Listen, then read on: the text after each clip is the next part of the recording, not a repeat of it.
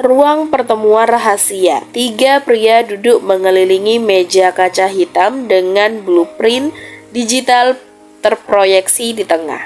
Di depan mereka, wajah-wajah buronan, peta jaringan bisnis gelap Darren dan catatan transaksi senjata serta perdagangan manusia. Darren bukan sendirian, tapi sekarang dia kehilangan kepercayaan, ujar Nathaniel. Saat kita cabut akar-akarnya, pohonnya tumbang sendiri, lanjut Leonard. Rafael menyilangkan kaki dengan santai. Aku sedang dalam pembicaraan dengan beberapa bos besar. Kalau kita tutup jalur pasarnya, Darren gak akan punya tempat untuk berdiri. Mereka diam sejenak, tapi mereka minta jaminan. Dan kadang uang bukan jaminan terbaik, ucap Rafael.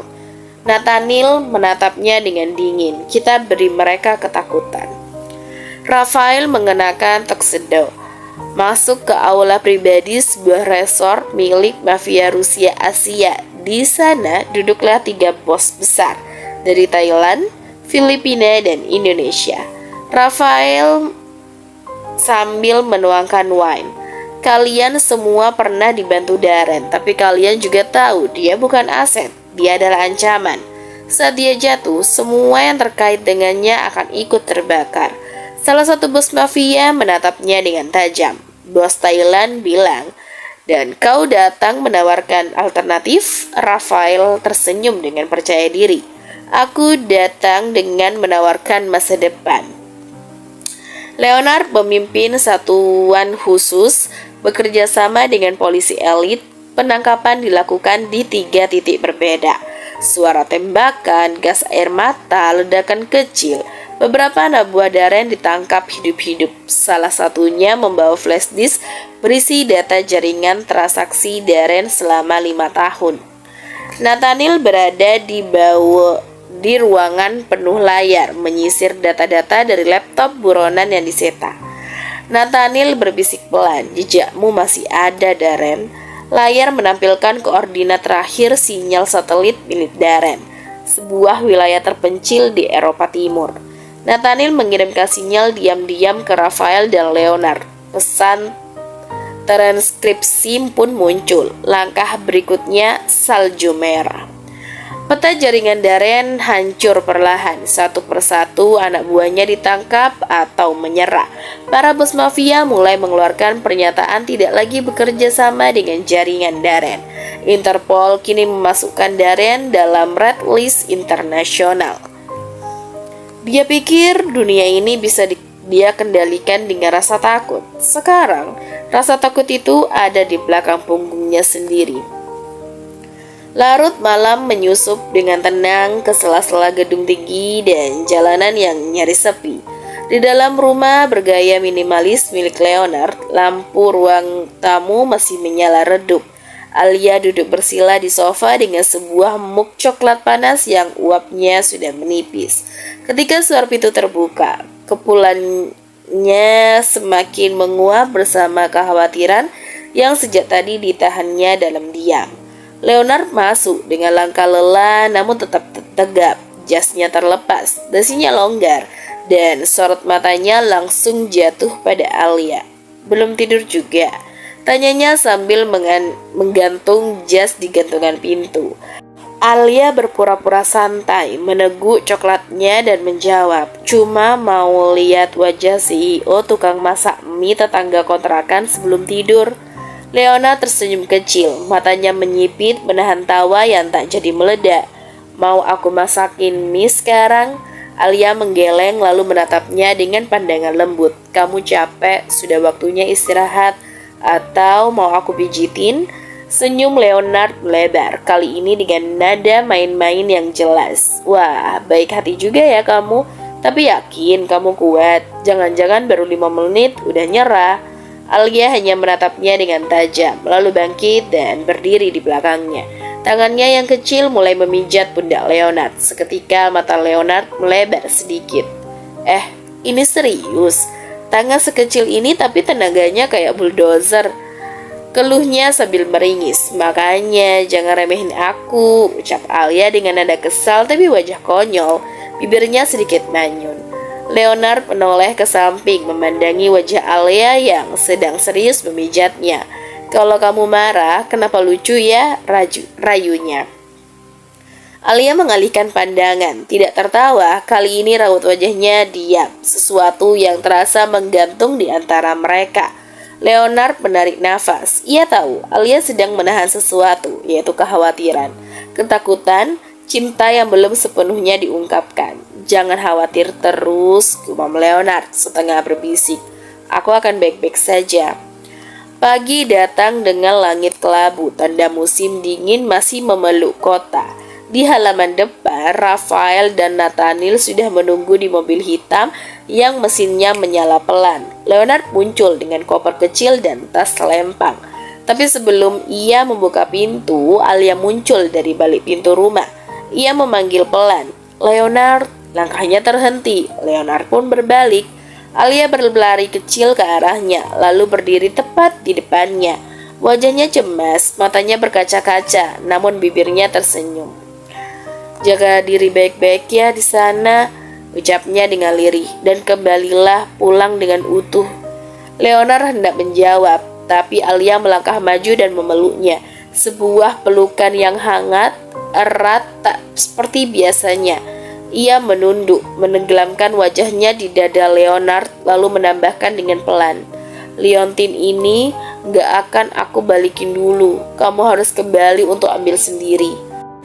Leonard menutup matanya sesaat. Tangannya membalas pelukan itu dengan kehangatan yang hampir membuatnya enggan untuk berangkat. Hembusan angin pagi membawa aroma rambut Alia ke dadanya. Seakan ingin mematri momen itu di ingatannya. Ia berbisik di telinga Alia, "Tunggu aku ya. Jangan pernah lupakan wajah tukang masak mie kesayanganmu ini." Mereka melepaskan pelukan perlahan. Tak ada lagi kata, hanya pandangan yang mengikat lebih kuat daripada janji. Leonard pun melangkah menuju mobil. Sebelum pintu ditutup, dia sempat melambaikan tangan dan Alia membalasnya sambil mengepalkan liontin yang tergantung di lehernya. Hangat oleh tubuhnya dan kini oleh harapannya.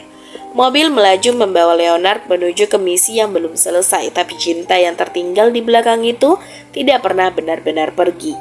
Di tengah lanskap Eropa Timur yang muram dan berkabut, deretan bangunan tua berarsitektur Soviet berdiri sunyi, seolah menyimpan banyak rahasia di balik jendela-jendela kacanya yang buram. Sebuah penginapan kecil namun tertutup rapat disewa secara eksklusif oleh tim Nathaniel. Disinilah mereka membangun markas sementara untuk misi yang akan menentukan arah permainan. Pagi hari dimulai dengan udara dingin yang menggigit. Di ruang utama penginapan, sebuah meja kayu panjang dipenuhi oleh peta, skema bangunan, catatan logistik, dan layar-layar monitor yang menampilkan citra satelit dan data intelijen real time. Di depan meja, Leonard berdiri tegak mengenakan jaket taktis hitam, membuka laptop dan menggeser satu peta besar di tengah. Target diperkirakan akan berpindah dalam 72 jam ke lokasi baru. "Kita punya waktu sempit, jadi semua harus bergerak presisi," katanya tanpa basa-basi. Rafael duduk di pinggir jendela sambil mengutak-ngatik drone kecil di tangannya. "Aku sudah menghubungi kontak lokal. Senjata, kendaraan, dan logistik datang malam ini. Tapi anak buahnya Darren mulai curiga ada gerakan dari luar, jadi kita harus cepat gerak." Nathaniel yang dari tadi duduk tenang di pojok ruangan dengan mata fokus pada layar tablet di tangannya, akhirnya berbicara. Gerakannya tidak acak.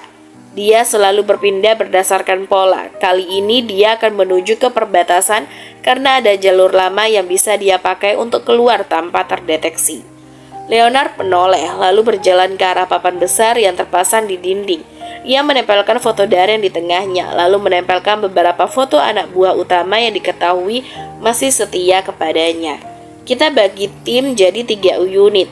1 unit pengalihan di utara, 1 unit siaga di selatan. Tim inti, kita bertiga akan menyergap dari timur, tempat di mana dia paling rentan. Rafael, kamu bertanggung jawab atas senjata dan juga komunikasi. Gunakan semua saluran yang bisa kamu pakai, termasuk orang-orang gila yang dulu kamu sebut dengan The Balkan Tree. Rafael mengangguk sambil menyeringai. Iya, mereka masih hidup dan masih gila, tapi mereka loyal. Akan kutarik mereka malam ini. Leonard melanjutkan, Nathaniel, kamu tetap jadi mata kita. Pusat komando tetap di sini, tapi kamu juga siapkan jalur evakuasi dan backup transportasi jika situasi mendesak.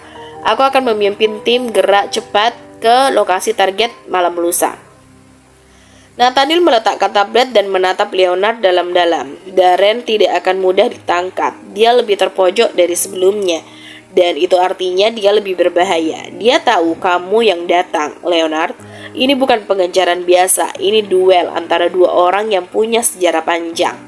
Leonard tidak menjawab, hanya memandang ke arah foto Darren yang menempel di dinding. Matanya menyipit. Maka ini harus berakhir sekarang. Rafael bangkit dari tempat duduknya, memasukkan drone ke dalam tas dan berkata sambil bersiul kecil. Oke, waktunya belanja senjata dan merekrut orang gila. Aku suka Eropa Timur, terasa seperti kembali ke masa perang dingin. Hanya saja sekarang kita lebih tampan. Leonard dan Nathaniel hanya menggeleng, tak ingin tertawa tapi juga tidak bisa menahan geli atas komentar konyol Rafael yang selalu datang di waktu yang tak terduga. Hari itu berlalu dengan intens. Rafael keluar masuk gudang senjata bawah tanah, bertemu dengan para penyelundup yang masih mengenal wajahnya dari misi-misi masa lalu. Nathaniel di markas sedang mengamati pergerakan satelit, menyaring sinyal komunikasi dan menandai kemungkinan jalur pelarian. Leonard duduk sendirian di ruang persiapan, di tangannya sebuah peta kecil tergenggam dengan erat. Ia menatap satu titik merah yang diberi label tangan, zona netral, gudang tua, blok D. Di sanalah mereka akan bertaruh. Sementara itu, udara dingin Eropa Timur mulai turun lebih tajam. Kabut makin tebal dan malam mendekat, perlahan membawa bayangan Darren bersamanya. Kabut tebal menyelimuti area gudang tua di pinggiran kota Eropa Timur. Dari kejauhan, lampu-lampu temaram dari tiang-tiang tua berpendar samar, memperlihatkan siluet bangunan besar dengan dinding besi karat dan pagar kawat berduri yang mengelilinginya. Inilah zona netral, Blok D, lokasi persembunyian Darren yang selama ini mereka cari. Waktu menunjukkan pukul 2.17 dini hari. Dari balik semak-semak dari runtuhan pabrik tua, Leonard menatap melalui teropong termal. Ia melihat dua penjaga bersenjata patroli di pintu barat, dan lebih banyak lagi di sisi utara yang dipenuhi kontainer dan kendaraan berat. Jumlah mereka lebih dari yang kita perkirakan, gumam Leonard melalui headsetnya. Dari sisi lain, Rafael yang bersembunyi di balik puing tembok tua menyaut. 15 di sisi timur, bersenjata lengkap, kita akan disambut oleh peluru bukan kopi panas. Nathaniel yang mengamati dari markas kendali bergerak di layar sentuhnya. Kalian harus membagi tim jadi 3. Rafael, kau dan Balkan Tree serang dari sisi timur, buat mereka panik. Leonard ambil sisi barat, tembus langsung ke dalam. Unit ketiga siaga untuk menyapu bagian dalam gudang. Aku akan bimbing dari sini. Kopi, saut Leonard datar. Wajahnya keras, dingin, dan penuh tekad. 5 menit berikutnya dunia runtuh dalam ledakan sunyi. Sisi timur, Rafael memberi aba-aba. 3 anak buahnya yang terkenal brutal melempar granat flashbang ke dekat pos penjagaan. Cahaya menyilaukan meledak di tengah kegelapan, diikuti oleh letusan senapan serbu dari arah tim Rafael. Wakey boys, teriak Rafael sambil menyeringai, berlari dari satu kontainer ke kontainer lain. Ia menembak tepat ke dada 2 penjaga yang belum sempat menarik pelatuk. Sisi barat, Leonard bergerak cepat bersama 2 anggota tim lainnya. Ia membidik dengan presisi. Peluru pertama menembus kepala penjaga dan peluru kedua menghantam dada penjaga di sampingnya. Tak ada waktu untuk bicara. Ia merangsek maju, menggulung tubuh ke belakang drum baja, dan melempar granat asap ke dalam area gudang. Asap menutupi pandangan. Di dalam, alarm berbunyi. Anak buah Darren berhamburan keluar, membalas dengan senapan otomatis dan pelontar granat. Peluru berterbangan, menghantam dinding, kontainer, dan mobil lapis baja tua yang dijadikan barikade. Nathaniel berbicara dari headset. Tim ketiga masuk sekarang. Koordinat kiri timur aman. Potong jalur mereka dari dalam. Leonard, Darren kemungkinan besar ada di bunker bawah. Leonard menerobos masuk ke dalam gudang, menembaki satu persatu lawan yang menghadang. Ledakan terjadi ketika Rafael menembakkan RPG ke menara penjagaan. Baja meledak, serpihan berterbangan. Hari ini hari yang indah untuk sedikit kekacauan, teriak Rafael sambil tertawa. Tapi lawan tidak diam. Dua anak buah Darren bersenjata berat muncul dari lift bawah tanah. Salah satunya menembak membabi buta. Satu anggota tim Leonard terkena peluru dan jatuh berteriak kesakitan. Leonard membalas tembakan. Ia melompat ke arah tumpukan karung pasir, menarik pelatuk 2 kali, kemudian musuh tumbang. Masuk ke jalur bawah, sekarang, teriaknya. Mereka menemukan tangga sempit yang mengarah ke lorong bawah tanah. Gelap, pengap, bau oli dan darah bercampur jadi satu. Saat Leonard melangkah pertama ke lorong itu, ia tahu ia belum selesai. Tapi ia juga tahu malam ini mereka akan menemukan Darren atau menghancurkan seluruh rumah hantu ini demi menemukannya. Langkah Leonard menggema pelan di lorong bawah tanah yang sempit dan lembab. Udara di sana begitu pengap, aroma karat dan oli menyatu dengan bau debu dan asap mesyu. Di belakangnya Rafael menutup formasi, Nathaniel menjaga sisi kanan dan sisa tim menyisir jalur sempit itu satu persatu, bergerak dengan senjata siap tembak. Mereka semakin jauh ke dalam, menuruni undakan logam tua yang berderit setiap kali diinjak. "Kau yakin Darren ada di sini?" tanya Nathaniel pelan melalui headsetnya. "Semua arah petunjuk menuju ke tempat ini. Dia tidak akan kabur jauh," balas Leonard dengan data. Namun tanpa mereka sadari, ternyata Darren sudah memperkirakan gerakan mereka. Suara klik terdengar samar, lalu tiba-tiba, boom. Lorong bergetar, ledakan dari sisi belakang mengguncang tembok, memutuskan akses luar. Potongan besi berterbangan, salah satu anak buah mereka terpental dan tak bangun lagi. "Shit, kita dijebak," teriak Rafael berusaha menahan reruntuhan dengan tubuhnya. Dari ujung lorong, lampu merah menyala, sirine berbunyi lirih, tanda darurat dipicu. Lalu muncullah mereka. Puluhan pria bertopeng dengan pakaian tempur lengkap dan senjata otomatis menyerbu dari kedua sisi lorong. Mereka bergerak seperti mesin, terkoordinasi dan mematikan. Tim Leonard terkepung, mereka tak punya jalur keluar dan amunisi mulai menipis. Rafael membanting punggungnya ke dinding beton. "Bagus, ini gawat," gumamnya. Lalu berteriak, "Leonard, kalau kau punya rencana jenius, sekarang waktu yang tepat." Leonard menggertakkan giginya. "Tak cukup waktu, kita bertempur sampai habis." Krak! Suara pintu besi raksasa di belakang mereka mengaung terbuka. Lalu dari dalam kegelapan muncullah suara langkah kaki. Bukan hanya satu, tapi puluhan.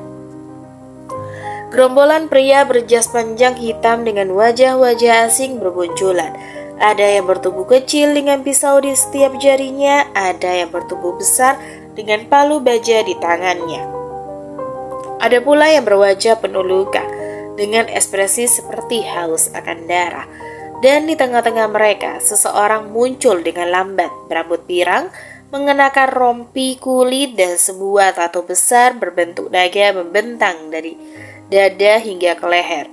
"Pascal?"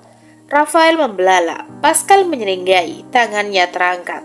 Kau pikir aku tidak tahu kau menyelinap ke Eropa Timur tanpa pamit? Katanya dengan logat Prancis yang kental. Aku tersinggung. Rafael tertawa lega. Bagaimana kau tahu aku ada di sini? Pascal membuka resleting bajunya, memperlihatkan simbol naga besar di dada kirinya. Karena aku sahabatmu, dan karena sahabat sejati tidak akan pernah membiarkan temannya berperang sendirian. Ia berbalik menghadap pasukannya, hancurkan mereka semua. Lalu kegilaan pun dimulai. Anak buah Pascal mengamuk seperti serigala lapar. Salah satu dari mereka menyalakan blowtorch, membakar lawan hidup-hidup. Seorang wanita kecil dengan pisau di setiap jari berputar seperti penari gila, mencincang musuh dengan kecepatan yang luar biasa. Si pemukul besi menjebol dinding lorong dan menghantam palunya ke tubuh musuh yang langsung remuk. Tembakan tak henti, darah berceceran, tubuh-tubuh pun bertumbangan. Lorong bawah tanah berubah menjadi medan perang barbar. Leonard dan Rafael hanya bisa berdiri beberapa detik menyaksikan kebrutalan itu. Aku lupa betapa gilanya orang-orangmu, gumam Rafael sambil menyender ke dinding, menahan nafas. Kau harus lihat mereka waktu mabuk, saut Pascal dengan ringan, melempar pisau ke dada musuh yang kabur. Dengan kedatangan pasukan Pascal, medan berubah. Leonard pun segera mengambil posisi, memberikan perintah cepat kepada timnya. Nathaniel memimpin separuh regu untuk menyisir lorong-lorong yang lebih dalam. Kita tembus ke pusat komando. Darren mungkin masih ada di sana.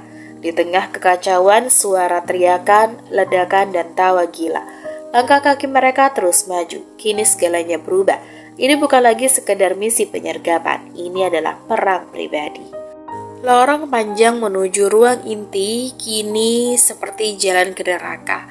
Asap hitam mengepul dari setiap sudut, debu dan puing berterbangan, dan alarm berbunyi nyaring memekakkan telinga. Tanda hitung mundur bom yang telah dipasang oleh Darren telah dimulai. Di tengah ruangan berdirilah sosok yang sudah lama mereka buru, Darren. Pria itu, dengan wajah setengah terbakar namun senyum setan tetap menghiasi bibirnya. Leonard melangkah masuk lebih dulu, matanya tajam menusuk. Pascal, Rafael, dan Nathaniel menyusul di belakang. Namun saat Darren melihat Pascal, ekspresinya sempat berubah, kaget, terkejut. Pascal, gumamnya.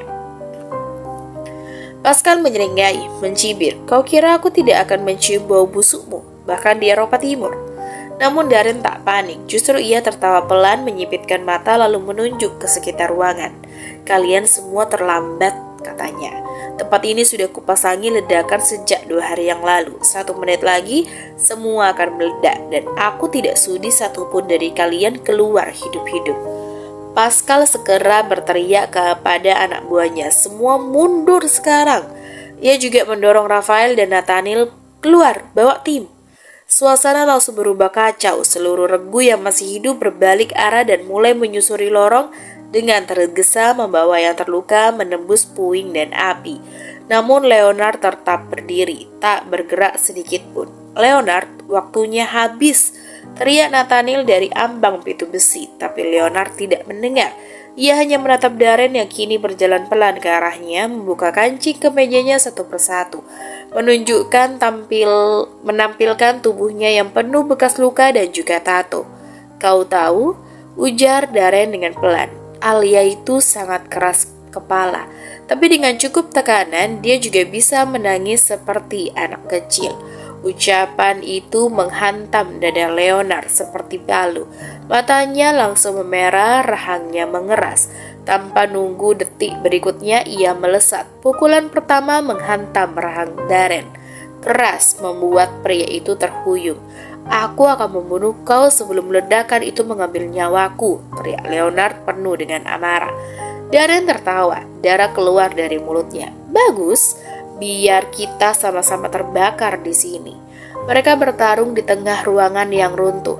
Debu dan api mulai merayap masuk dari sisi belakang. Ledakan kecil terdengar dari jarak yang tak jauh. Darren mencoba menikam Leonard dengan pisau kecil dan juga ikat pinggang. Tapi Leonard menangkap tangan itu dan membanting Darren ke tumpukan peralatan logam. Di luar, Pascal dan Rafael menyeret satu persatu anak buah keluar. "Masih ada di dalam?" teriak Rafael. "Leonard!" Nathaniel mencoba kembali masuk, tapi Pascal menahannya. "Tidak, kalau kau masuk, kita semua pasti akan mati." Boom! Suara ledakan mengguncang seluruh komplek. Sebuah gumpalan api raksasa membuncah ke langit malam dari cerobong utama markas bawah tanah. Panasnya terasa bahkan dari jarak ratusan meter. Ledakan itu begitu dahsyat hingga nyaris menghancurkan area sejauh 3 blok radius. Pascal, Rafael, dan Nathaniel terlontar ke tanah, menutupi kepala masing-masing dari puing dan serpihan. Mereka diam, nafas tertahan, dan semuanya hening. Yang tertinggal di dalam hanyalah Leonard dan Darren, dua pria, dua kutub bertolak belakang, satu dendam yang membara, berakhir dalam kobaran api yang menelan segalanya. Tidak ada kabar, tidak ada tubuh, hanya keheningan.